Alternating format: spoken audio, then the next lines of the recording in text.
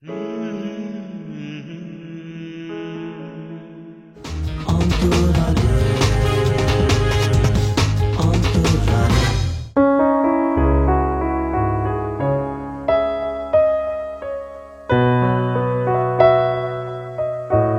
মানুষের গলার জন্য জোর হতে পারে। আমি ওই প্রথম মানে মানে পাশে দাঁড়িয়ে গান করছেন, ওই মহাভারতটা শুরু করলেন। শোনো, আমি একটা রাজমিস্ত্রির থেকে বেশি কিছু নয়। রাজমিস্ত্রি কাজ করে হয়তো দিনে 800 টাকা 1000 টাকা পাবে, আমি হয়তো একটু বেশি টাকা পাই। এই অ্যালবামটা লোকের ভালো লাগলো, ঘরে ঘরে পৌঁছলো, প্রচন্ড ভাবে একটা বড় মানে সুভমিতা ব্যানার্জি কলকাতার একজন একদম একদম। এই যে আমি সমস্যাটা আমার বুঝতে পারলাম, আমার সাইড রিডিংটা 15 দিনে ভালো হয়। একটা গান চালিয়ে আমাকে সমস্যা বলছে একটু জাস্ট মুখরাটা চলতে যেতে মেরে নিয়ে গানা বানাতো সমস্যা বলছে এক্ষুনি মানিয়ে।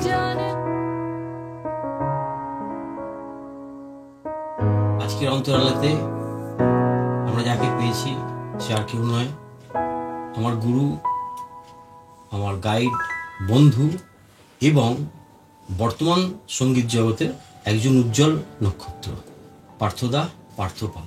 ধন্যবাদ সুজয়, থ্যাংক ইউ। এই চ্যানেল আরো এগিয়ে যাক, তোমার এই প্রচেষ্টা এর জন্য আমার শুভকামনা রইল। সব অনেক অনেক তোমার ধন্যবাদ। এবং তুমি নিশ্চয়ই এতক্ষণে বুঝতেও পারছো যে কি উদ্দেশ্যে আমি মানে এইটা অনুষ্ঠানটা করছি। এবং আমাদের সঙ্গীত জগতের মিউজিশিয়ানদের ছাড়াও আরো অন্য মানুষরাও আসবে যারা কিনা এক্সট্রা ট্যালেন্টেড, সেইভাবে হয়তো পরিচয় নেই, পরিচিতি নেই। আজকে তোমাকে পেয়ে খুবই খুশি, আনন্দিত। এবং আজকে মানে আমরা সবাই জানবো আজকে তোমার মিউজিক্যাল জার্নিটা, ছোটবেলা থেকে এখনো অব্দি তোমার। ছোটবেলা থেকে প্রথম ব্যাপারটা হচ্ছে যে প্রথম আমার এই ইনস্ট্রুমেন্টটাই বাজানোর কথা নয়। আচ্ছা, আমাকে খুবই ছোট তখন আমার ইচ্ছা অনিচ্ছার কোনো ব্যাপার ছিল না। স্বনামধন্য ভায়োলিন বাদক এই পরিতোষশীল শ্রী, তো ওনার কাছে আমার নিয়ে যাওয়া হয়েছিল। এই এভি স্কুলের উল্টো দিকেই পেট্রোল পাম্প, তার পাশেই ওনার একটা শেখানোর জায়গা ছিল। তো সেখানে আমায় নিয়ে যাওয়া হয়েছিল। তখন অনেক ছোট, উনি আঙুল টাঙুল দেখলেন, আমার দেখে বললেন হ্যাঁ ঠিক আছে হবে। কিন্তু বাবা আমি তো বয়স হয়েছে, তখন ওনার বেশ খানিকটা বয়স হয়েছে, আমার তো বয়স হয়েছে, তো আমার তো এখন যারা শিখছে তারা তো হয়ে গেছে, মানে এই বছরের আমার হয়ে গেছে, মানে আবার পরের যখন আমি কাউকে নতুন ব্যাচ করবো তখন হবে। তো খারাপ লাগা তো থাকে, কিন্তু সেই তো মানে কিছু করার নেই। তো ওনার ওইখানেই একটা বাইরে একটা কটেজ পিয়ানো ছিল, সেটা হয়তো কেউ শেখাতেন বা বাজাতেন আমি জানি না। তো এখন ব্যাপার হচ্ছে যে আমি ওখানে বেরিয়ে যে ঠিক আছে শিখতে পারলাম না একটু, তো পিয়ানোটা জাস্ট বন্ধ করে একটু ডালার উপর হাত বসে এটা শিখলে ভালো হতো, এটা জাস্ট মনের একটা ইচ্ছা হলো, পিয়ানোটা ভালো লাগছে। তো যাই হোক এই করে বাড়ি চলে গেলাম। তখন কি তুমি চিনতে পিয়ানো বলে? হ্যাঁ পিয়ানো আমি জানি, কিন্তু মানে এই যে পিয়ানোর কটেজ গ্র্যান্ড পিয়ানো বলতে আমরা সিনেমাতেই দেখেছি, যা ওই ডালা তোলা কেউ বাজাচ্ছেন ওইটা দেখেছি, কিন্তু এটা কটেজ পিয়ানোটা ওর দেখেছি আমি। এরপরে বহু মাস কেটে গেছে, 5-6 মাস কেটে গেছে হয়তো। তো এই কথা বলতে আমার দাদারা অ্যাকচুয়ালি এখানে স্বনামধন্য গিটারিস্ট বিরন স্ট্রিটে আমাদের বিরন স্ট্রিটই এখানে থাকতেন নন্দ দাস বলে, তো তাদের কাছে শিখতো এখানে গ্রিস পার্কের আগে, হ্যাঁ ও নিরঞ্জন আগারের ওইখানে। তো এখানে শিখতো, তো কথাবার্তা করতে করতে হয়েছে যেরকম ওকে নিয়ে গেছিলাম, ওর ওখানে হলো না এই ব্যাপার, কি করা যায়, ওকে একটা ইনস্ট্রুমেন্ট শিখতে চায় এরকম একটা কিছু। তখন বললো যে তুই একটা কাজ কর, আমার ছেলেও শিখছে ওখানে, রিককেও দিয়েছি, সমরের কাছে দিয়ে দে। আমি যার কাছে শিখেছি শ্রী সমর দত্ত। তো এখানে ছাতুবাবুর বাজার আছে, সে তার উল্টো দিকে একখানা চয়ন বলে একটা মিউজিক স্কুল ছিল, তো সেইখানে আমাকে নিয়ে যাওয়া হলো। ওইখানে গিয়ে আমার প্রথম পিয়ানো শেখা শুরু। হ্যাঁ, আমি ভেবেছিলাম পিয়ানো শিখবো, ঘটনাচক্রে ওটাই হলো। ওইখানে গিয়ে ওই পিয়ানো শেখা শুরু হলো আমার। তারপর দিনে দিনে ওর প্রতি ভালোবাসা বাড়তে থাকলো, যা হয়। আমি আমার মতো করে তখন তো আর কিবোর্ড এত ছিল না, আমি বাড়িতে হারমোনিয়ামে প্র্যাকটিস করতাম। আমার বৌদির একটা হারমোনিয়াম ছিল, কেউ একজন পেছন থেকে বেলো করতো, আচ্ছা। আর আমি দু হাত দিয়ে ওই হাতও তখন ছোট ছোট ছিল, তখন ওই দু হাত দিয়ে দিয়ে হ্যাঁ। যেটুকু পাওয়া যেত। আচ্ছা, এরপর একজন ছিলেন বাবার পরিচিত, আচ্ছা, খুব মিউজিক লাভার, তিনি কিছু বাজাতেন না, বাপ্পাদা বলে। আচ্ছা, তার ওখানকার নিজেদের একটা ব্যান্ড ছিল শিলিগুড়িতে, ভীষণ নাম করা, রিদিম বলে, আচ্ছা, রিদম, দা রিদিম বলে। আচ্ছা, তো সে একবার এসেছিল, এসে দেখছিল ওরম আমি হারমোনিয়াম দিয়ে ওরম বাজাচ্ছিলাম করে, হুম, তখন বলেছিল ও শিখছে নাকি, আচ্ছা আচ্ছা ঠিক আছে, আমি ওকে একটা কিবোর্ড পাঠিয়ে দেবো। আচ্ছা, দিয়ে উনি একটা ওখান থেকে একটা ক্যাশিওর MT68 কিবোর্ড আমাকে এনে দিয়েছিলেন, এইটুকু কিবোর্ডটা ছোট্ট, বক্স টক্স সমেত। ওই আমার লাইফে প্রথম কিবোর্ড, এই MT68 MT68, ওই দিয়ে আমার কিবোর্ডের বাজনা শুরু হলো। যেদিনকে পেলে কিবোর্ডটা হাতে সেদিন রাত্রে ঘুম তোলে না। না, সেটা সেটা সেটা কিন্তু আজকের দিনেও তাই হয়, আজকের দিনেও তাই হয়। মানে আমার এমন এমন হয়েছে, আমার মনে আছে একটা XP50 একটা কিবোর্ড হুম, হুম, 1990 সালে, আচ্ছা, সেটা তখন তো ফ্যান্সি মার্কেট ছাড়া কিবোর্ড পাওয়া যেত না। না, তো আমি বলে রেখেছিলাম, একজন আমাদের দাদা মতো আছে, তাকে বলে রেখেছিলাম যদি আসে আমাকে একটা খবর দিতে, আমার টাকা রেডি করা ছিল। আচ্ছা, এরপর মনে আছে আমার প্রচন্ড জ্বর এসছে, প্রচন্ড জ্বর, শীতকাল। আচ্ছা, তো বললো কিবোর্ড এসেছে, কিবোর্ডটা আনতে হবে। এবার আমি ওই জ্বর গায়ে এত হুম, জ্বর গায়ে আমি ফ্যান্সি মার্কেট চলে গেছি, আচ্ছা, গিয়ে কিবোর্ড নিয়েছি, কিবোর্ড নিয়ে ট্যাক্সি করে, একাই গেছো, একাই আসছো? না ওই দাদা গেছিল, আচ্ছা, সঙ্গে গেছি। আচ্ছা, আচ্ছা, তো যা হোক, এ সমস্ত করে টোর কিবোর্ড নিয়ে এসেছি বাড়িতে, হুম, বেশ কথা। এবার কিবোর্ড নিয়ে এসেছি, তো এবার তখন তো জ্বর টর গায়েব হয়ে গেছে, নেই, আছে আসলে আছে, কিন্তু কিন্তু নেই, আমার ওই ফিলিংটাই নেই, হুঁশটাই নেই। না। এবার কিবোর্ড নিয়ে আমি বসে পড়েছি, হুম, হ্যাঁ, কিবোর্ডের স্ট্যান্ড নেই, মেঝেতে বাবু হয়ে বসে পড়েছি, হুম, এই টিপছি ওই টিপছি এই টিপছি নানান কিছু। তখন কিন্তু আমি অলরেডি মানে বাজাই, মানে আচ্ছা। অনুষ্ঠানে বাজাই আমি, হ্যাঁ, এইটা অনুষ্ঠান, আচ্ছা, already তোমার হ্যাঁ তাহলে- তখন আমি বাজাই, মানে ওটা তখন আমার একটা ভালো কিবোর্ড হলো, রেকর্ডিংও বাজায় অলরেডি তখন। আচ্ছা। এটা 90 না হয়ে 92 হতে পারে, 92-3 হবে মনে হয় আমার, হয়তো আমার যত, হচ্ছে। আমি ভুল করতে পারি হয়তো। হুম, হুম,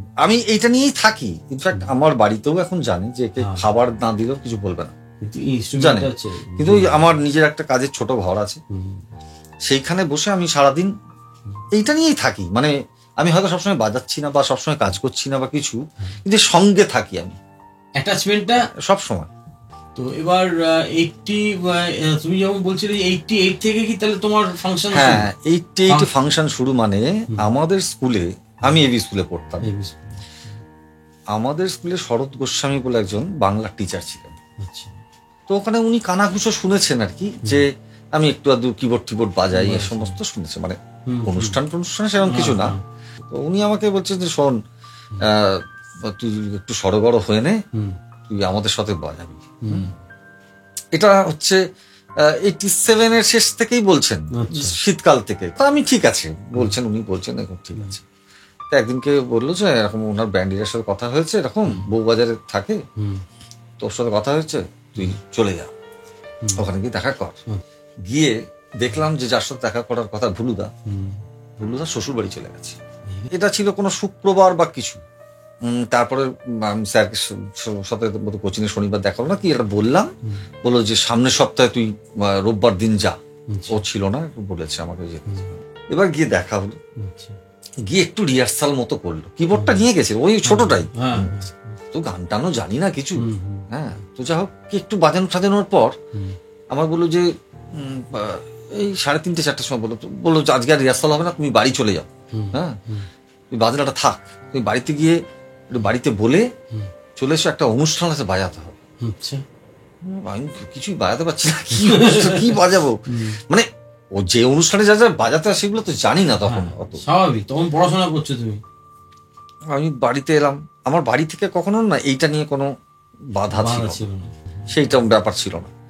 ওই বিকেলবেলা গেলাম, ওই গিয়ে তখনকার দিনে খুব রিসেপশন অনুষ্ঠান হতো, সেই একটা অনুষ্ঠান করে রাত্রিবেলা একা ট্যাক্সি করে ফিরছি। ব্যাংক অফ ইন্ডিয়া থেকে কুমারটুলিতে থাকতাম আমি, ব্যাংক অফ ইন্ডিয়া থেকে জ্যাম ছাড়া কুমারটুলিতে আসা হচ্ছে 8.5 টাকা থেকে 9 টাকা ট্যাক্সি ভাড়া। আমাকে 10 টাকা দিয়ে দিয়েছে ট্যাক্সি ভাড়া বরাদ্দ, তার মধ্যেই ওরা ওয়েটিং হলে 10 টাকা হতো। খুব বেশি। এই হলো আমার প্রথম ওই গ্রুপের সাথে অনুষ্ঠান। এরপরে তারপরে যথারীতি দিনের পর দিন একটু গান তোলা, প্র্যাকটিস করা, আর্টিস্ট কে ছিলেন? আর্টিস্ট ওখানে মেন ছিলেন স্বপ্নাদি বলতে স্বপ্না চ্যাটার্জি। উনি খুব আগের সেই সময় খুব বিখ্যাত আর্টিস্ট ছিলেন। মানে তোমার প্রথম আর্টিস্ট স্বপ্না চ্যাটার্জি? আমার প্রথম আর্টিস্ট স্বপ্না চ্যাটার্জি। প্রথম পেমেন্ট আমি তার আগে পাড়াতে একটা ছোট বাড়ি ছিলাম, সেটাকে আমি ধরছি না, সেটা অনেক আগে। সেটা তার মিষ্টির প্যাকেট 40 টাকা দিয়েছিল পাড়াতে, সেটা ছেড়ে দিলাম। আর এখানে প্রথম 75 টাকা পেমেন্ট ছিল, আর যেটুকু ট্যাক্সি ভাড়া লাগতো বা কিছু সেটা দিত, মানে ওভারঅল 100 টাকার মতো পেতাম।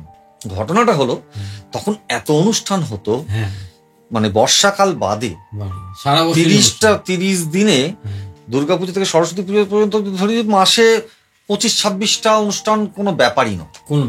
আমার এমনও মনে আছে একটা মাসে আমি 56টা প্রোগ্রাম করেছিলাম, সেটা 90 অথবা 91-এ।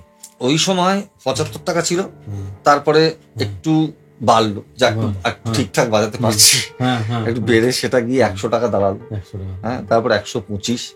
তখন অনেক অনুষ্ঠান হতো, তখন না টাকার থেকে বিষয়টা ছিল না, সবাই না ভীষণ অনেস্টলি গান বাজনা করতো। মাধ্যমিক দিলে, মাধ্যমিক দেওয়ার পরে পরবর্তী মানে স্কুল লাইফ গেলে না কলেজে ঢুকে গেলাম। আচ্ছা, কোন কলেজ? জয়পুরা কলেজ। হ্যাঁ, জয়পুরা কলেজে ঢুকে গেলাম, কিন্তু অনুষ্ঠান করছি ইভিনিং কলেজ, রাত্রিবেলা ভোরবেলা বাড়ি ফিরছি ভাই, সকালবেলা তো কলেজ ফলেজ করা যাচ্ছে না, আচ্ছা, কোনো চান্স নেই। ইভিনিং কলেজ জয়েন করলে? ইভিনিং কলেজ জয়েন করলাম। এবারে কখনো স্বপ্ন প্রোগ্রাম আছে, কি করবো এবার, লাস্ট বেঞ্চে বসছি, আর নিচে গ্রাউন্ড ফ্লোরে জয়পুরে দেখবে 2টো করে দরজা, ওদিকে একটা দরজা, এদিকে একটা দরজা, পেছনে বসে বলা আছে শোন, নোটস গুলো রেখে দিবি, আমারটা আমি প্রেজেন্ট দিয়ে বেরিয়ে যাচ্ছি, বুঝলি তো, প্রেজেন্ট দিয়ে স্যার ঘুরলে মাথা নিচু করে একদম বেরিয়ে ফাংশনের গাড়িতে সোজা উঠে চলে গেছে। দীর্ঘদিন এরকম করেছি। যাই হোক, তারপরে স্টুডিও প্যারালালি আবার স্টুডিও কাজ শুরু হয়।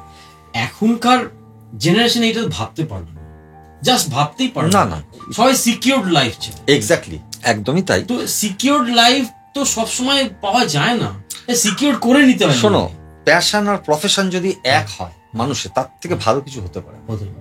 আমি তোমাকে বলছি, আমি বহুজনকে জানি যাদের হয়তো গিটার বাজায় বা গান করে, হয়তো সে দেখা গেছে যে ব্যাংকে চাকরি করে, সিকিউর লাইফের জন্য ব্যাংকে চাকরি করছে, অথবা সে একটা ব্যবসা খুলেছে কিছু, কিন্তু সেইটা করার জন্য যেটা হচ্ছে যে তার ইচ্ছা সত্ত্বেও সে পুরো টাইমটা দিতে পারছে না, হয়নি, সম্ভব হয়নি। এবার কি হয়েছে, সেটা তার একটা তো দুঃখ থাকেই। সে হয়তো দেখা গেছে যে অনেকটা বেশি বয়স, হয়তো 45 বছর বয়সে আবার নতুন করে একটু দেখছে কাজের চাপ, হালকা ব্যবসাটা দাঁড়িয়ে গেছে, একটু হয়তো গিটার টিটার বাজে, কিন্তু ওই সময়টা তো চলে গেছে, সময়টাকে তো তুমি আটকাতে পারবে না। তাকে কতটা হবে সেটা বড় কথা না। কেউ যদি ভাবে যে মানে আমি করছি মানে আমার একটা বিরাট কিছু হয়ে যাবে, এটা ভাবার কোনো কারণ নেই। তুমি তোমার বেস্টটা দাও, যতটুকু তোমার পাওয়া তার বেশি তুমি পাবে না, এটা একদম সত্যি কথা। যতটা পাবে সেটাতে যদি তুমি খুশি থাকো ভালো, না থাকলে তোমার কষ্ট বাড়বে, কিছু করার, ব্যাস খুশি তোমায় থাকতে হবে।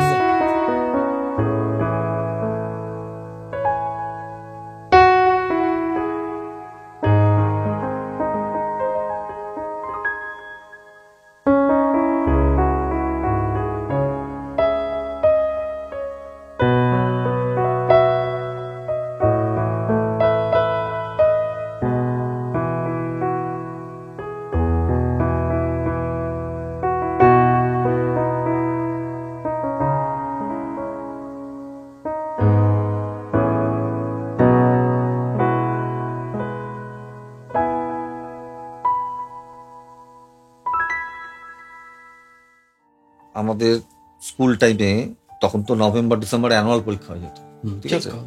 আমাদের স্কুলের বন্ধু, সেই বন্ধুরা আজকেও আছে, আজকেও আমাদের গ্রুপ আছে, আমরা ঘুরতে যাই, আমরা একসঙ্গে আড্ডা মারি, ঠিক আছে। সেই বন্ধুদের সব আমরা সকালবেলা, আমার টাইমই ছিল শীতকাল বেলা, যে সকালবেলা 8টার সময়, 8টা থেকে 8:30টার মধ্যে আমাদের মাঠে ঢুকতে হবে, ক্রিকেট খেলা। আচ্ছা, এই যে টি-20 হচ্ছে, এ তো কবে খেলেছি আমরা এসব টি-20?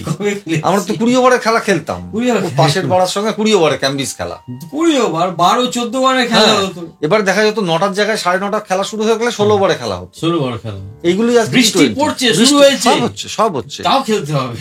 খেলে মাঠের বাইরে গিয়ে বাড়ি থেকে বাজনা তুলে নিয়ে এসে মাঠের ধারে গিয়ে হাত মুখ ধুয়ে কলেজ সোশ্যাল বাজার চলে গেছি। না এটা এই জিনিস আমার সঙ্গেও মানে হয়েছে, আমি ওটাও বলছি যে এই জিনিসগুলো তখন ছিল না, সেন্ট স্নো পাউডার মেখে জামা টামা পরে লাল চুল কানে দুল ওইসব তখন ছিল না, খালি মেন ছিল মিউজিক।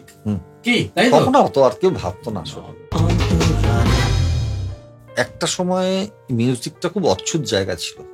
হ্যাঁ, মানে গান বাজনা করে আর কি করে, পাত্রপক্ষ করে, পাত্র বলছে গান বাজনা করো, গিটার বাজাও, আচ্ছা আচ্ছা, আর কি করো, মানে এটা কিছু এলেবেলে টাইপের, এলেবেলে টাইপের। তো সেই জায়গাটা এখন কিছুটা চেঞ্জ হয়েছে, কেন কি এই বিভিন্ন টিভির অনুষ্ঠান দেখছে, সেখানে বাচ্চারা গাইতে যাচ্ছে, সত্যি তাদের দারুণ গায়, তারা খুব ভালো ভালো গান করে, এ করে বাজনা বাজায়, সেই জায়গাটা অনেকটাই ঠিকঠাক হয়েছে। এখন আর ওই নাক ছিটকানো ব্যাপারটা নেই, যে কি করে গান বাজনা করে, এইটা নেই। আচ্ছা, এবার তোমার জয়পুরিয়া তুমি পড়ছো, পড়তে পড়তে তুমি আবার শো করছো, করতে করতে এবার তোমার তুমি তখন মোটামুটি কি তখন কলকাতার আর্টিস্ট বাজাচ্ছ শুধু, নাকি বম্বে আর্টিস্ট শুধু? না, মানে কলকাতা তখন কার সঙ্গে তখন কলকাতার আর্টিস্ট আমি ধরো প্রচুর আর্টিস্ট তখন বাজিয়েছি, মানে ওমদা ছিলেন, গ্র্যান্ড হোটেলে গান করতেন ওমদা, মিতা পাল বলে একজন ছিলেন, হ্যাঁ, আচ্ছা, তুতুমা গাঙ্গুলি ছিলেন, টোটন কুমার, হ্যাঁ, রীতা মাইতি ছিলেন, হ্যাঁ, ওর বোন ছিল, আরো অনেক ছিল, মানে লাভলিনা বলে একজন গান করতো, হ্যাঁ, একজন সুব্রত বলে একজন গান করতো, সুব্রত দা ছিল, আমাদের থেকে বড়, বেলেঘাটে থাকতো, মানিকতলা কিশোর কুমার গান করতো, হ্যাঁ। তো বহু অনেকের, আমি সবার নাম এই মুহূর্তে আমার মনে পড়ছে, অনেকের সাথেই বাজিয়েছে। বম্বের আর্টিস্ট তখন, বম্বের আর্টিস্ট বলতে তখন মহাভারত এসছে, তখন আসবে তখন। তো হঠাৎ করে আমি যে ব্যান্ডে বাজাতাম সেই সময়, এটা বোধহয় একটু আগে, তখন আমাকে ফোন করলো, যেরকম কলা মন্দিরে 2টো শো আছে হেমলতা মহেন্দ্র কাপুরের, বাজাতে হবে, আমি আর আমাদের যে ড্রামার ছিল তার ওই 2টো প্লেয়ার লাগবে, বাকি সব ওদের নিয়ে আসছে লোকজন। ওই সব রফি মানে যা গান, তখন অনেক গান মোটামুটি স্টক আছে, সব নেই কিন্তু মোটামুটি চালিয়ে দিতে পারবো। একটা মানুষের গলার জন্য জোর হতে পারে, আমি ওই প্রথম মানে পাশে দাঁড়িয়ে গান করছেন, ওই মহাভারতটা শুরু করলেন, হ্যাঁ, পুরো মানে ওই স্টেজটা মানে এত গলার জোর, মানে এত প্রেশার, ওই তখন ওই বাদিয়েছি কিছু, মানে ওই তোমার ওটা তাহলে তোমার প্রথম বম্বে আর্টিস্ট? হ্যাঁ ওইটা। তারপরে আমরা গেলাম একটা ইরা অরুণ, আরো কারা ছিলেন, গৌহাটির দিক অনুষ্ঠান, এরকম এইভাবে টাকাটা খুব বেশি তোমার ওদিকে এটাতে তাও শুরু হলো, খুব বেশি। এটা তাও কোন সাল? 92-93? হ্যাঁ, ওই সময় অ্যাকচুয়ালি কি হলো না, ওই 93-92 থেকে আমি স্টুডিওতে ঢুকে পড়লাম। হ্যাঁ, ওই তখন এবার থেকে তোমার রেকর্ডিং তুমি শুরু। সেই সময় আমি না প্রোগ্রামটাকে আর টানতে পারছিলাম না। আচ্ছা, কি হচ্ছে, তখন তো সারা রাত অনুষ্ঠান, আমাদের রেকর্ডিং এর টাইম সকালে অফিসের সকাল 10টা থেকে রাত্রি 7টা-8টা যাওয়া হবে। বাড়ি আসছি, বাড়ি এসে রাত্রি 10টার সময় এক গাড়ি আসবে ফাংশনে। এবার কিন্তু একটা প্রোগ্রাম, 2টো প্রোগ্রাম, 3টে, কোনো মাথামুন্ডু নেই। কখনো রাত 3টেতেও ফিরেছি, ভোর 6টাতেও ফিরেছি, ফিরে 2-3 ঘন্টা ঘুমিয়ে আবার স্টুডিও গিয়ে ঢুলছি। তখন আমি দেখলাম যে এটা একটা গন্ডগোল হয়ে যাচ্ছে। তখন আমি করলাম কি, আস্তে আস্তে অনুষ্ঠানটা বন্ধ করে দিলাম, প্রোগ্রাম বাজানোটা বন্ধ করে দেওয়া, মানে কি আমার রাতের ঘুমটা আমার পুরো দস্তুর হয়ে গেল। আবার আমি সকালবেলা যেমন লোকে কাজ কমে যায় সেভাবে যাচ্ছি। আচ্ছা, এবার রেকর্ডিং এ যখন ঢোকা হচ্ছে, তাহলে রেকর্ডিং এ তোমার মোটামুটি ফার্স্ট ডে অফ রেকর্ডিং, প্রথম দিন রেকর্ডিং মানে একটা মানুষকে আমার মানে কৃতজ্ঞতা শেষ নেই আমার, সেটা বলি আমি। সেটা হচ্ছে, তার নাম হচ্ছে দেবাশিস ঘোষ, কুকাইদা বলে পরিচিত। যে কুকাইদার কাছে আমায় নিয়ে গেছিল, সেটা হচ্ছে বেস গিটার বাজাতো কুটনিদা বলে একজন মিউজিশিয়ান ছিল, ভালো নামটা যা সব ওই নামেই পরিচিত ছিল। চিত্রবাণী চার্চে কুকাইদা অনেক কাজ করতো, তো আমায় নিয়ে গেছে, আমি বাজাতে পারছি, ঠিক আছে। গন্ডগোলটা হচ্ছে অন্য জায়গা, গন্ডগোলটা হচ্ছে বাংলা নোটেশন। আমি তো শিখেছি ওয়েস্টার্ন মিউজিক, এবারে সেইটা ঠিক আছে, আমার বাংলা নোটেশনটা তখন তুমি জানো না? জানি, মানে জানি, কিন্তু পড়াটা স্লো, ভীষণ স্লো। মানে প্র্যাকটিসটা তোমার কম। হ্যাঁ, বাংলা নোটেশন হ্যাঁ, মানে আমাকে সময় দিলে বাজাতে পারছি, কিন্তু স্টুডিওতে তো সময় হয় না। ঠিক কথা, যত ফাস্ট তুমি বাজাতে পারো। তবু কুকাইদ আমাকে মানে রেকর্ডিং এ সব রেকর্ডিং হওয়ার পর দু একটা যে গন্ডগোল, তখন তো অত ট্র্যাকের অপশন ছিল না, কিন্তু চিত্রবাণীতে ছিল 16 ট্র্যাক ছিল, পুরো রেকর্ডিংটা হয়ে গেল 6টার সময়।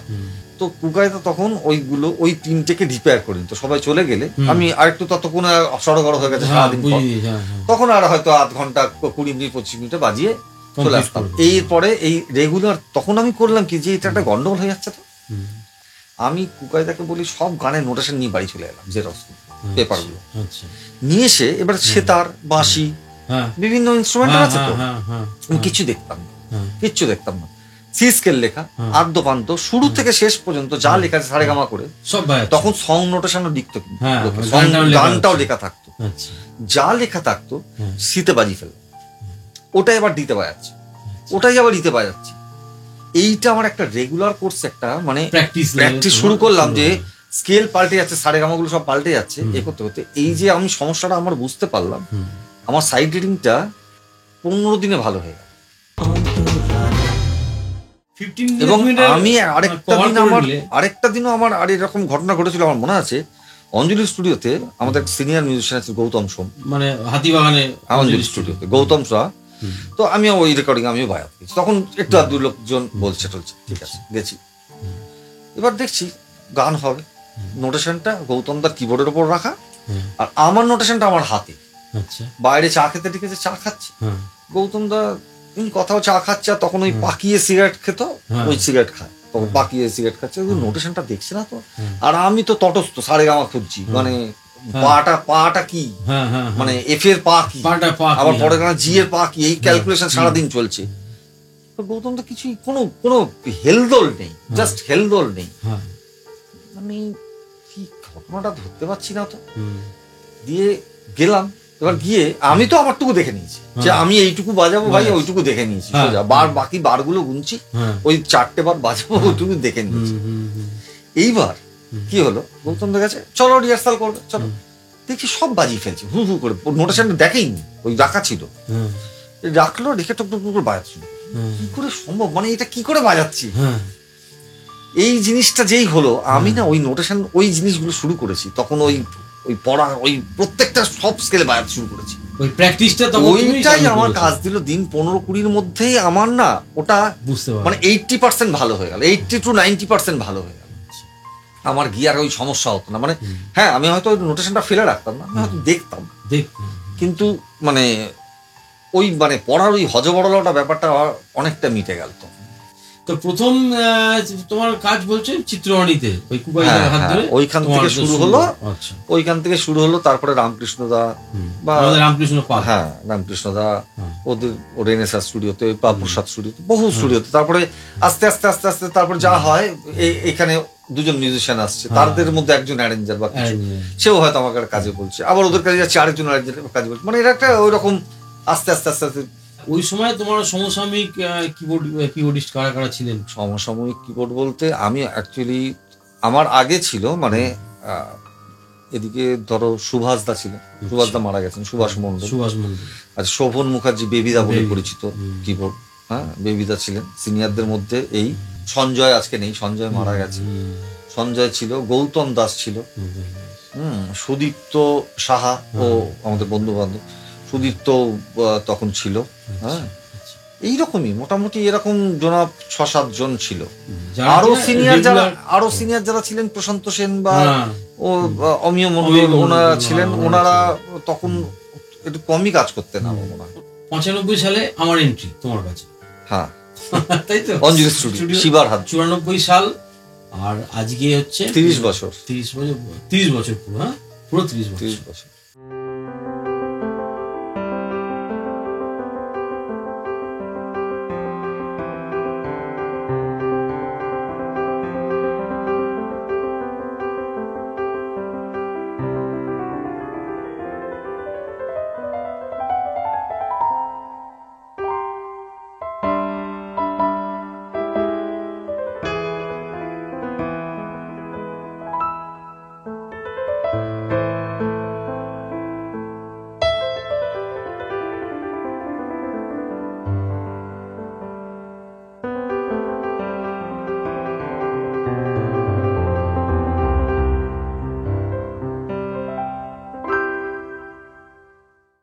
এবার রেকর্ডিং এ না বাজাচ্ছি, রোজই বাজাচ্ছি, তখন অনেক রেকর্ডিং হতো। এবারে ওই জিনিসটা না আমার ভীষণ টানলো, যে মিউজিক অ্যারেঞ্জমেন্ট করাটা ভীষণ ইন্টারেস্টিং লাগলো আমার কাছে। তো আমি দেখলাম যে ঠিক আছে, দেখি তো আমি কি একটু মিউজিক টিউজিক করতে পারি কিনা। এরপরে কিন্তু বললে তো হবে না, এবার গান কোথায়, কে দেবে আমার কাজ। এসেও গেল হয় দু একটা, মানে আমার ঠিক মনে পড়ে না ঠিক কোন সময় বা কারা, আমার ঠিক মনে পড়ে না, দু একটা কাজের এরকম মনে হলো যে যে অ্যারেঞ্জমেন্টের কাজ পেলাম, যদি সেই অর্থে বলি। হ্যাঁ, তার আগে কিছু আমি অ্যাডের কাজ করতাম। হ্যাঁ, খারাপ হচ্ছে না, জিনিসগুলো মোটামুটি দাঁড়িয়ে যাচ্ছে, ঠিক আছে।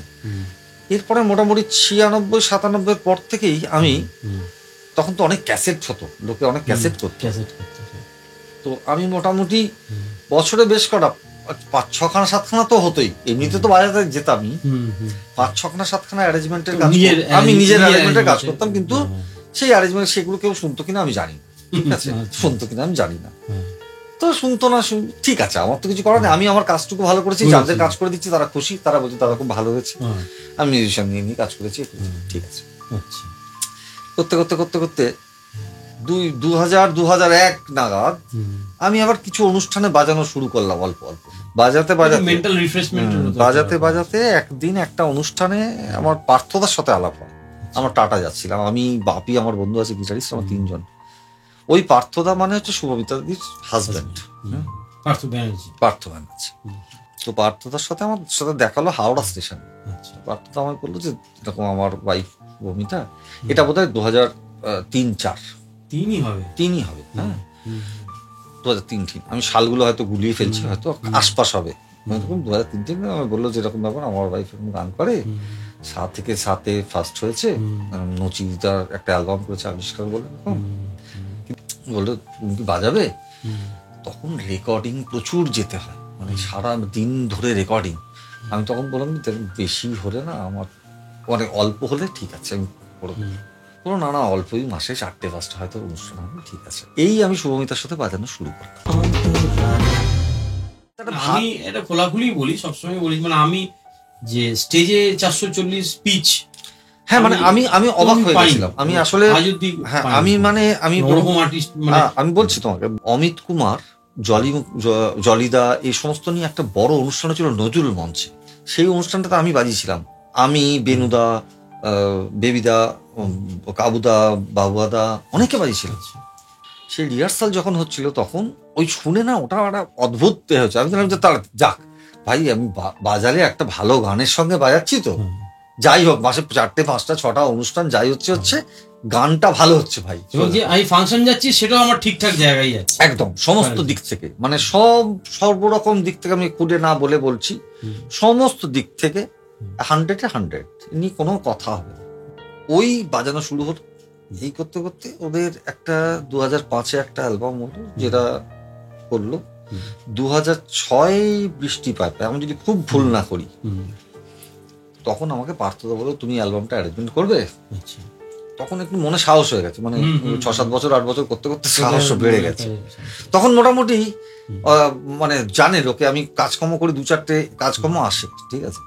এই অ্যালবামটা লোকের ভালো লাগলো, ঘরে ঘরে পৌঁছলো প্রচন্ড ভাবে, একটা বড় মানে শুভমিতা ব্যানার্জি কলকাতার একজন বেস্ট সিঙ্গার হিসেবে, একদম।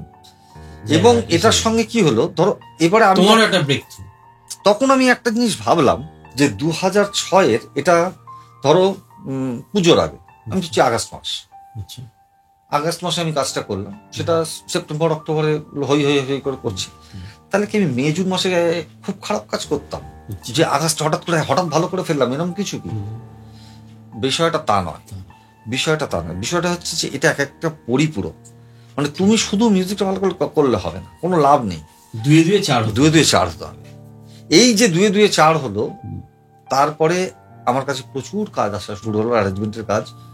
এবারে আমাদের ইন্ডাস্ট্রিতে আবার একটা কথিত ছিল যে অ্যারেঞ্জার হয়ে গেলে তাকে আবার নাকি অন্য লোকেরা ডাকে না বাজাতে, এই আরেক মুশকিলের ব্যাপার, এটা একটা শোনা কথা। হ্যাঁ, কিন্তু আমার সেরকম কিছু আমার হয়নি, মানে আমি ধরো এখন যদি লাইভ রেকর্ডিং খুবই কম হয়, ধরো প্রত্যুষ ব্যানার্জি আছে, রাহুল দা আছে, এদের লাইভ রেকর্ডিং এখনো হয় মাঝে মধ্যে। হ্যাঁ, আমি যাই কিন্তু বাজাতে যাই আমি, এমন কোনো ব্যাপার নেই। তো ওই হলো বৃষ্টি পায়ে পায়ে অ্যালবাম। তার পরের বছরের অ্যালবামটাও আমাকে দিল, যদি বন্ধু, ওটাও হিট। 2008-এর অ্যালবামটা সম্ভবত বোম্বেতে আমাদের ভয়েস ডাবিং মিক্সিং কথা হলো। আমি, পার্থদা, শুভমিতা, আমরা এখান থেকে চলে গেলাম ওখানে গান করাতে। তো আমাদের কাজটা একদিনের আগে শেষ হয়ে যায় কাজটা, কিন্তু টিকিট তো করা রয়েছে, প্লেনের টিকিট তো করা রয়েছে না। তো বাপি আমাকে বলেছিল, বাপি দাস, যে শোনো, অমিতকে তোমার কথা বলে রেখেছি, অমিত ত্রিবেদী তোমার কথা বলে রেখেছি, অমিত আমার সাথে একটু আলাপ করতে চায়। দিয়ে আমাকে অমিত ত্রিবেদীর ওখানে নিয়ে গেল, ওর সাথে আলাপ হলো। তো আলাপ, দাদা কি কাজ করছো তুমি এখানে, কি কাজ করলে করে। তখন ওই জাস্ট মিক্সের একটা ট্রান্সফার পেন ড্রাইভ আমার কাছে ছিল। সেই পেন ড্রাইভ আমরা যে এই পেন ড্রাইভটা রয়েছে, এতেই ওই দিয়েছে আজকে ট্রান্সফার একটা, বলে চালিয়েছে, শুনেছে, চালিয়ে আমাকে সঙ্গে সঙ্গে বলছে একটু জাস্ট মুখড়াটা চলতে চলতে, দাদা মেরে দিয়ে গানা বানাতো, সঙ্গে সঙ্গে বলছে এক্ষুনি মানিয়ে দিতে হবে। বলছে এক্ষুনি মানে আমি বললাম আমি তো চলে যাবো পরশু দিন, আমার কাছে বাজনা নেই, কিছুই নেই। তখন আমার বলেছে তাহলে আমি তোমাকে একটা জিনিস দিচ্ছি, সিডিতে করে দিচ্ছি আমি গানটা, এই সেশন করে দিচ্ছি গানটা, তুমি এটার বাপিদা গিটার করেছে, করেছে, তুমি এই গানটাকে করে আমায় পাঠিয়ে দাও। বাপি বললো গানটা করে দাও তুমি, ভালো কথা। এবার আমরা কলকাতা চলে এলাম। তুমি আমার বাড়িতে গেছিলে, তখন আমার বেডরুমের সেট আপ ছিল, একটা ছোট সেট আপ। তো আমি করছি, করে টোরে গানটা করে নিয়ে আমি তখন তো ডিভিডিতে সেই কুরিয়ার করতে হতো, ডিভিডি করে কুরিয়ার করে দিলাম। দিন 15 পর হঠাৎ করে ফোন, দাদা মাস্ত হওয়া, মাস্ত হো গিয়া দাদা, দারুণ হয়েছে। বলছে আবার কি আছে, তুম আ যাও বলছে, हमको फिल्म का कुछ बैकग्राउंड करना है। बैकग्राउंड করবে। তখন আমি রাতারাতি টিকিট কেটে একটা মিডি কন্ট্রোলার কিবোর্ড নিয়ে ওখানে চলে গেলাম ব্যাকগ্রাউন্ড করতে, ওই ওয়েক আপ সিট বলে ফিল্মটার। তারপরে সমস্ত হট হওয়ার পর এবার তো ফিল্মটা বেরিয়েছে, এবার তো গানটা তো হিট করে গেছে, সুপার হিট। ইকতারা গুঞ্জাসা কই ইকতারা, এবার কবিতা শেঠ। এইটা যে এরকম আমি তো জানি না গল্পটা, তো হয়েছে, ঠিক আছে, ভালো হয়েছে। যিনি গিয়েছিলেন এই কবিতা শেঠ, এটা বোধহয় 2009 তখন গিয়েছেন, 15টা না 16খানা অ্যাওয়ার্ড পেয়েছিলেন। ওনার একটা ওই মানে একটা তুকের মতো হয় না, মানে ওরকম আমাকে প্রচুর খুঁজেছে ওরা বেসিক অ্যালবাম করার জন্য। দাদা কাহায়, দাদা কাহায়, যে তোমার হাত দিয়ে গান, হ্যাঁ ওটা ওই হিসেবে। তারপর ওনার সাথে দেখা করতে, ওনার একটা অ্যালবাম একদিন বলে, তারও প্রায় 8খানা গান। সেই গান সেগুলো হলো অনেকদিন ধরে, সেই অ্যারেঞ্জমেন্ট করে ওখানকার মিউজিশিয়ান অনেকে বাজিয়ে টাজিয়ে সেই কাজ হলো। তারপরে আরো অনেকের সাথে কাজ করেছি, রাম সম্পতের অ্যাডের কাজ করেছি, অনেকেরই কাজকর্ম ওখানে করেছি। তো তাহলে তোমার বোম্বেতে ওয়েক আপ সিড, তখন তোমার গান তাহলে হিট করে গেল। তো এরপরে নিশ্চয়ই তুমি না, আমি ছিলাম ওখানে, ছিলাম আমি যাতায়াত করতাম, কাজকর্ম করতাম, সঙ্গে প্যারালালি কলকাতাও কাজ করতাম, কম্পিউটারে কাজ, আসা যাওয়া করছো তুমি? হ্যাঁ, ওখানে থাকতাম, এখানেও থাকতাম, কাজকর্ম করতাম, সবই করতাম। ওদের তখন সিনেমার কাজটা যেহেতু, তুমি বোম্বে থাকলে না কেন পুরোপুরি পাকা? এইটা না একটা খুব গন্ডগোলের ব্যাপার, আমি তোমায় বলছি। এইটা একটা গন্ডগোলের ব্যাপার, মানে আমরা যেভাবে আমরা বললাম, মানে তুমি আমি কথা বলছি, হ্যাঁ, আমরা যেভাবে যে পরিবেশে বড় হয়েছি বা কিছু হয়েছি, এখানে আমরা কি হয় না, এখানে না মানে ঠিক আছে আমরা প্রফেশনাল কাজ করি, পয়সা নিই, সব ঠিক আছে, এর বাইরে একটা জিনিস আছে, একটা আন্তরিকতার জায়গা আছে। এটা কিন্তু আমার পার্সোনাল মতামত, আমার এটা সবার সাথে আমার মত নাও মিলতে পারে, মিলবে না, এটা আমি আমার ব্যক্তিগত জায়গা থেকে বললাম। আমার ওইখানটাতে শহরটাকে ওই মানে শহর মানে ওই পুরো বিষয়টাকে মানিয়ে নিতে আমার একটু অসুবিধা হয়। ওখানে একটু মানে কাজটা শেষ হয়ে যাওয়ার পর তোমাকেও চেনে না, তুমিও চেনো না, এরকম একটা ভাব। হ্যাঁ, এটা কিন্তু আমি প্রকাশ্যেই বললাম, এটা ওখানকার নিয়ম। হ্যাঁ, ভীষণ বড্ড বেশি প্রফেশনাল, মানে যেটা আমার মনে হয়েছে, এটা একটা কারণ। আর সেকেন্ড হচ্ছে আমি বেসিক্যালি ঘর করি, এইটা একটা গন্ডগোল। এবং যে সময়টা আমি ছিলাম ওখানে, মানে 2008 অনওয়ার্ডস, মানে 8, 9, 10, 11, 12, 13-তে ফাইনালি আমি এসেছি। 9 থেকে বেশি পেয়েছিলাম। তখন আমার মেয়েটা ছোট ছিল। আমি একটা জিনিস, এটা আমার মনে হয়েছে যে আমি যখন থাকতাম এখানে একটু বেটার থাকতো। কিন্তু আমি ওকে জিজ্ঞাসা করতাম যে আমি আসছি, যে আমি আবার আসছি 15 দিন 20 দিন পর, মন খারাপ করছে না? তো না, বলছে না আসলে মন খারাপ করছে। আমি বুঝতে পারছি ছোট। পরে আমি দেখলাম যে আমার তত টাকা লাগবে না। ওর ছোটবেলাটা মিস করলে ওটা আমার সারা লাইফে মিস হয়ে যাবে। হ্যাঁ, আমি দেখলাম যে অত টাকা আমার লাগবে না, আমার নামও দরকার নেই, টাকাও লাগবে না আমার, আমি যা পেয়েছি এতে আমি খুশি। কিন্তু ছোট ছোট ওর ছোটবেলার সঙ্গে আমি থাকতে চাই। কতটা স্যাক্রিফাইস, আমি সোজা চলে এলাম, সোজা চলে এসে আমি থাকলাম। এবং ও পড়াশোনা করলো এখানে, করছে। তখন ধরো কত 9-10 বছর বয়স, না তিনি বাচ্চাই। এটাই তোমার মানে মেন কারণ, এটা একটা মেন কারণ। এক হচ্ছে ঘর কোনো, সেকেন্ড হচ্ছে ওর ছোটবেলাটা আমি পুরো পেয়েছি। আমি তোমায় বলছি, আমি যে ওকে খুব মানে আমার বাড়ির আমার বাড়ির এদেরকে যে আমি খুব কোথাও বিশাল অনেকে ঘুরতে যাই, কোথাও আমি পারি তোমার একটা তোমাকেও সবসময় পেয়েছি। হ্যাঁ, আমি বাড়িতে থেকেছি, খাওয়া দাওয়া করেছি, বা কখনো কখনো একটু আধটু আশপাশে গেছি। আমি হয়তো কাশ্মীর যাইনি, আমি হয়তো কুলু যাইনি, মানালি যাইনি, আমি হয়তো আন্দামান যাইনি, আমি তারাপীঠ গেছি, আমি একটু শান্তিনিকেতন গেছি, একটু আমি সঙ্গে থেকেছি, আমি পারিনি। এবং ওরাও সেটা বুঝেছে যে ওর দ্বারা এতটা পারবে, এর বেশি পারবে না। কারণ যেভাবে কাজের চাপ আছে বা যেভাবে চলে তাতে এর বেশি যাওয়াটা না। তারপর আমাদের তো কিছুই নেই, আমাদের তো পেনশন নেই, টেনশন তো খালি পেনশনের বলো টেনশন। হ্যাঁ, সুতরাং আমাদের প্রভিডেন্ট ফান্ড নেই, কিচ্ছু নেই। শোনো, আমি একটা রাজমিস্ত্রির থেকে বেশি কিছু নয়। রাজমিস্ত্রি কাজ করে হয়তো দিনে 800 টাকা 1000 টাকা পাবে, আমি হয়তো একটু বেশি টাকা পাই। আমার ওই কাজ না করলে আমার কোনো পয়সা নেই, সত্যি কথা বলছি।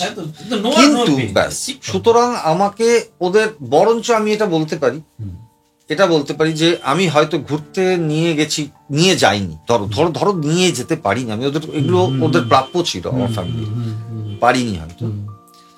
কিন্তু যেটা হয়েছে সেটা হচ্ছে আমি একটা মাথা গোজার জায়গা করে পেয়েছি, যেগুলো আমার কাছে বেশি ইম্পর্টেন্ট মনে হয়েছে। আমার মেয়েকে একটা ভালো স্কুলিং দিতে পেরেছি, ভালো স্কুলে পড়াশোনা করেছে, ভালো কলেজে পড়াশোনা করেছে, আজকেও চাকরি করে একটা। হ্যাঁ, আরো পড়াশোনা করছে। ফ্যামিলির কথাও তুমি বলো। হ্যাঁ, মানে ফ্যামিলির কথা এইভাবেই বলছি। কিভাবে ধরো আমার 98 সালে বিয়ে হয়, শেষের দিকে 98, ব্যাংকে 1450 টাকা ব্যাংক ব্যালেন্স ছিল, ঠিক আছে? সেখান থেকে স্টার্ট করেছিলাম। ঠিক আছে, একলা চলরের নীতি নিয়ে চলেছি, আমি ওইসব নিয়ে ভাবিনি কোনোদিন। তখন কাজ চলছে। এবারে তারপরে পিউ হয়, মানে আমার মেয়ে 2000 সালে ও হলো। এবারে ও হওয়ার পরে ধরো উত্তরটা ন্যাচারালি ওর স্কুল হ্যান ত্যান এই সমস্ত তো আছে, জানোই। এখন ভালো স্কুলে একটু না পড়ালে তো ভবিষ্যৎটা অন্ধকার হয়ে যাবে।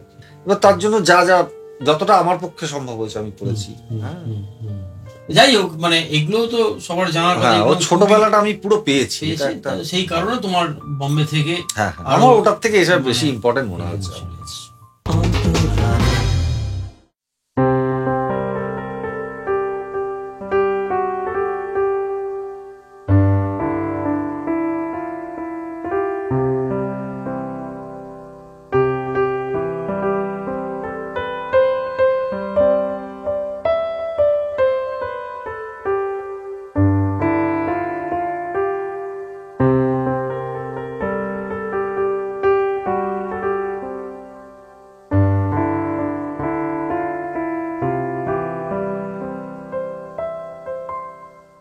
আর ডি বর্মনের গিটারিস্ট শ্রদ্ধেয়, আর ডি বর্মন বলবো না, এস ডি বর্মনের গিটারিস্ট ছিলেন উনি, শ্রদ্ধেয় ভানুগুপ্ত। ভানুদার সাথেও আমি অনেক কাজ করেছো এবং তুমি আমাকে দেখে অনেক সময় পরিচয় করেছো। সেই ফার্স্ট মানে তোমার ভাইব্রেশন শুনে উনি খুব খুশি হয়েছিলেন, যেটা ধুন স্টুডিও। তা ওনার সঙ্গে একদিন সারাদিন, একদিন না, তোমার বাড়িতে বোধহয় এসে ওনার কাজ করতেন, আমার বাড়িতে প্রচুর কাজ করতেন। একটা দিন তুমি বলেছিলে যে তুমি ওদিন কেউ আসবে না, তুমি এসো। সারাদিনই আমি কাটিয়েছিলাম সেই সময় দিনটা। এবং অনেক অনেক কথা, মানে গানের, আর ডি বর্মনের গানের ব্যাপারে অনেক যেসব ভুল ভাল তথ্য মানুষের কাছে ঘুরে বেড়াচ্ছে, সেসব উনি হাতে ধরে ধরে মানে প্রত্যেকটা আমাকে বলেছিলেন এবং বাজিয়ে শুনিয়েছিলেন। ওটা একটা দিন রয়েছে। ভানুদার সঙ্গে তুমি তো কাজ করেছো, ভানুদার মানে প্রায় 80 বছর বয়স, 79-80 বছর, তুমি কি বলবে সেটাকে, কিভাবে তুমি প্রেজেন্ট করবে? আমি তো ভাবতেই পারি না, মানে মানে ওনার এত প্রাণবন্ত একজন মানুষ, মানে উনি অদ্ভুত, কিন্তু মানে ওই বয়সে কিন্তু লোকে কাজ করে না। এবং আমার বাড়িতে উনি থাকতেন টালিগঞ্জের দিকে, এখানে একদিন কি দেখছি ঠিক জিম করবেটের মতো, একটা ওরকম হাফ প্যান্টের মতো, স্নিকার, একটা লাল রঙের টি শার্ট, একটা মাথায় টুপি, ও টালিগঞ্জ থেকে মেট্রো করে চলে এসছে আমার লেক টাউনে। আমি বললাম আপনি চলে এলেন? হ্যাঁ চলে এলাম। এবং উনি মানে এই পাবলিক ট্রান্সপোর্টে যাতায়াত করতেন ওই বয়সে, কিন্তু এ নয় যে উনি এখান থেকে একটা, তখন তো উবের টুবের ছিল না যে ট্যাক্সি ধরে দাও বা কিছু, উনি কিছুই না। আমি ওনাকে হেঁটে হেঁটে কালিন্দির মুখে যেতাম, আমি বললাম যে আমি কি যাবো একটু, ছাড়ো কিছু লাগবে না, পরে উল্টো দিকে গিয়ে অটো বা বাস ধরে উনি স্টেশন যেতেন, বেলগাছিয়া মেট্রো স্টেশন, ওখান থেকে উনি ট্রেন ধরতেন, ট্রেন ধরে উনি টালিগঞ্জে নেমে ওখান থেকে অটো টটো কিছু করে উনি যেখানে থাকতেন চলে যেতেন। কারণ আমার একটা মনে আছে সে সময় তুমি আমাকে বলেছিলে যে তুমি ভাবো ওনার এজটা ভাবো, আর আমি যে কিক গুলো ইউজ করছো তুমি সেই সময়, হ্যাঁ মানে উনি মানে অ্যাকসেপ্ট করার ব্যাপারটাও সাংঘাতিক ছিল। এইটাই আমি বলছি, মানে কিভাবে অ্যাকসেপ্ট, মানে মডার্ন মিউজিক আসলে যেখানে ঘর করে এসছে, হ্যাঁ ওইটা দেখতে হবে উনি কোন জায়গা থেকে পার করে এসছেন, মডার্ন মিউজিকের কোন জায়গাটাকে পার করে এসছেন। যখন লোকে গেল গেল গেল গেল রব তুলেছেন, উনি সেই ঘরে বসে আছেন, তো সুতরাং এটা কিছু করার নেই, ওনাকে নিতেই হবে। এটা একটা মানে খুবই স্মরণীয় ঘটনা, যার জন্য, এবং আমি মানে এটা মানে ডিউ টু তোমার জন্যই আমার সেটা সারাটা দিন কেটেছিল ওনার, মানে আজও চোখের সামনে সেসব দিন জল করে। মানে তুমি গান বাজনা করো আর যাই করো সেটাতেই নিবেদিত প্রাণ হতে হবে, এবং নতুনকে গ্রহণ করতে হবে, কিন্তু মার্জিত ভাবে, টেকনোলজিকে তো তোমাকে নিতেই হবে এবং সময়কে তোমাকে নিতে হবে। হ্যাঁ, যে প্রোগ্রামিংটা সম্পর্কে একটু কিছু বলো। না, যেটা হচ্ছে তখন ওই XP 50-60, 93-94-92 ওই পিরিয়ডকার কিবোর্ড, ঠিক আছে, ওগুলো তখনকার হিসেবে ভালো কিবোর্ড ছিল, খুবই সুন্দর।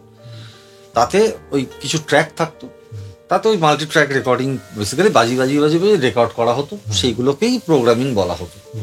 ওই লিমিটেড সাউন্ড, লিমিটেড ট্র্যাক দিয়ে কিবোর্ডের ভেতরেই যা হচ্ছে, কিবোর্ডের যা সাউন্ড আছে তাই দিয়ে যা হচ্ছে যা হতো ওর মধ্যে হতো 16 ট্র্যাক। তারপরে আমি একটা কিবোর্ড কিনলাম, তখন ওই কিবোর্ডটা খুব পপুলার কিবোর্ড, ট্রাইটন, 2000 সালে কিনলাম, যেটাতে বিষয়টা ওরকম, আর একটু বেশি ফেসিলিটি ছিল, স্যাম্পলার ছিল, হ্যান টেকনিক্যাল কিছু ফেসিলিটি ছিল। তখন ওইটা চলতো কিবোর্ড প্রোগ্রামিং। হ্যাঁ, আমাদের কিছু সিনিয়র মিউজিশিয়ান ছিলেন, তারা করতেন।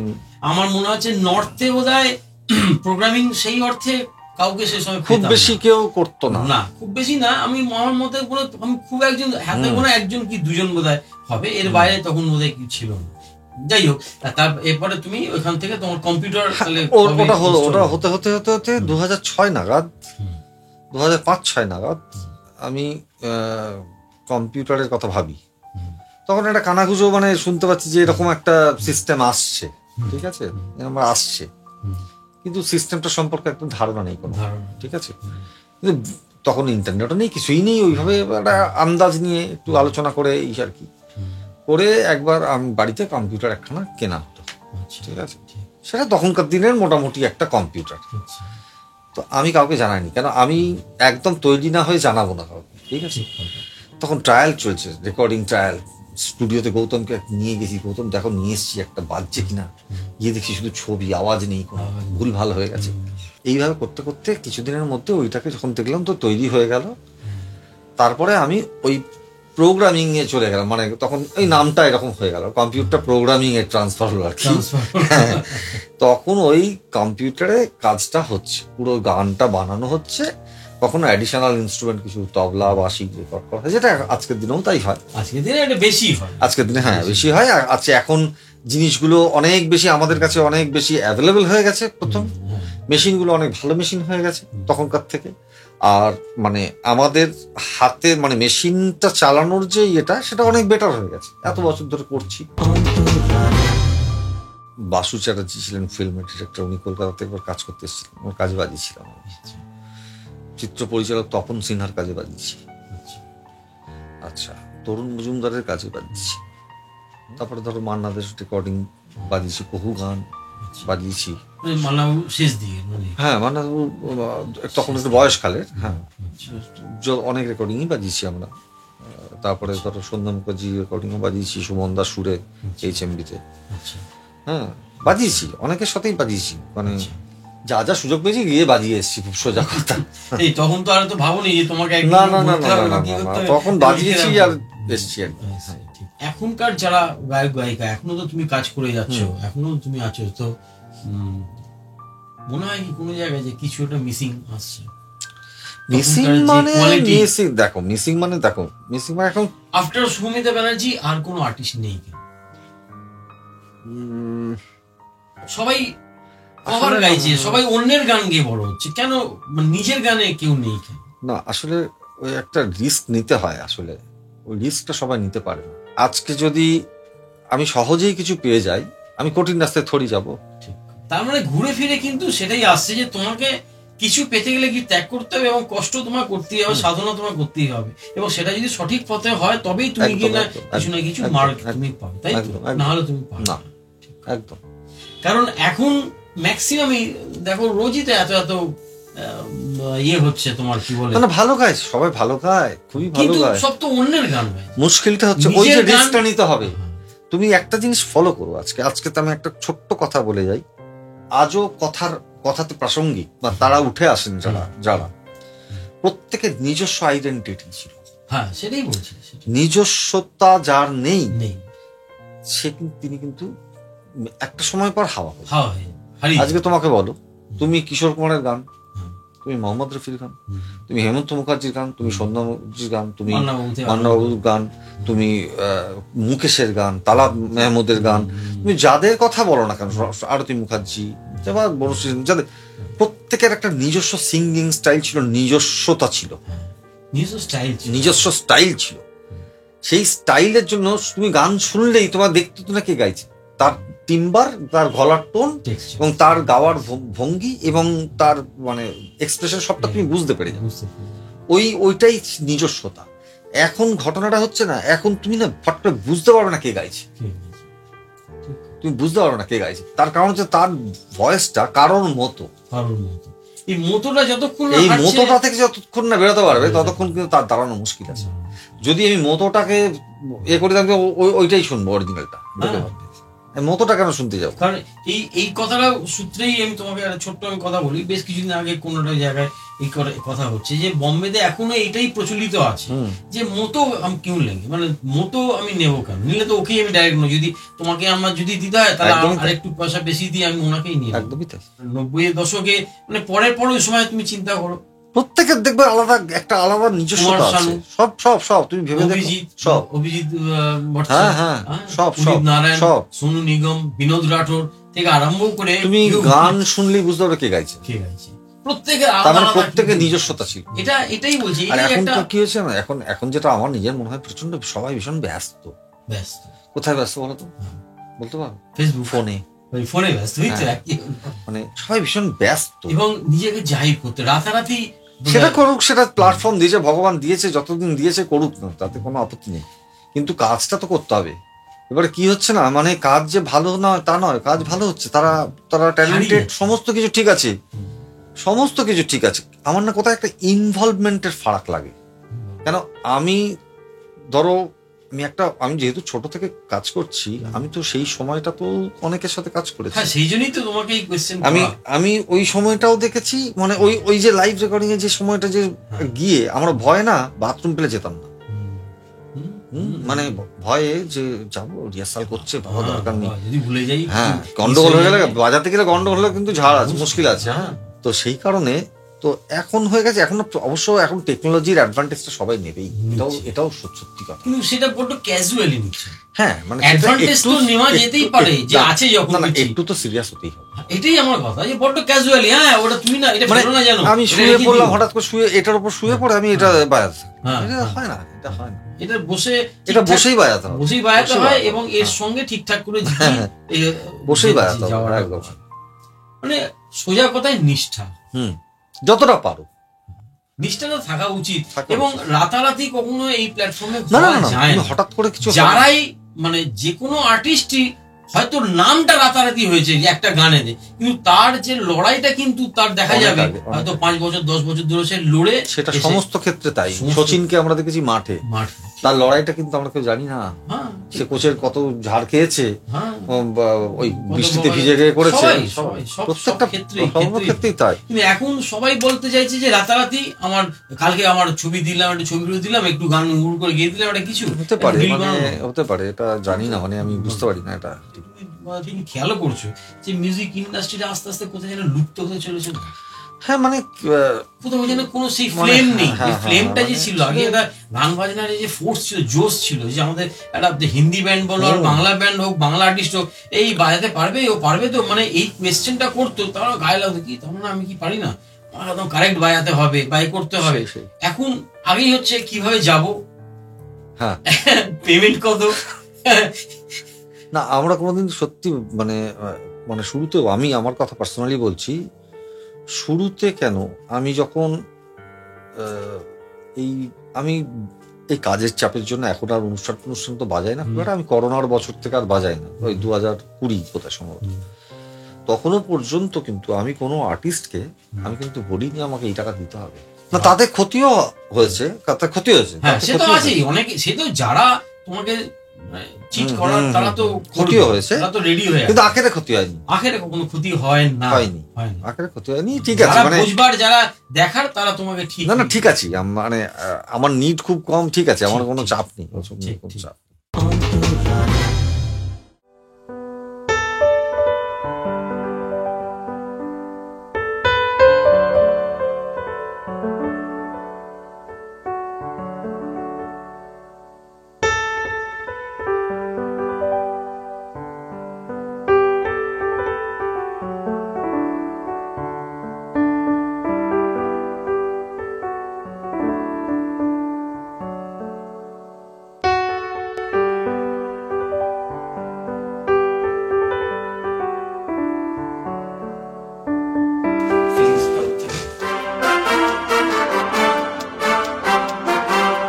অন্তরা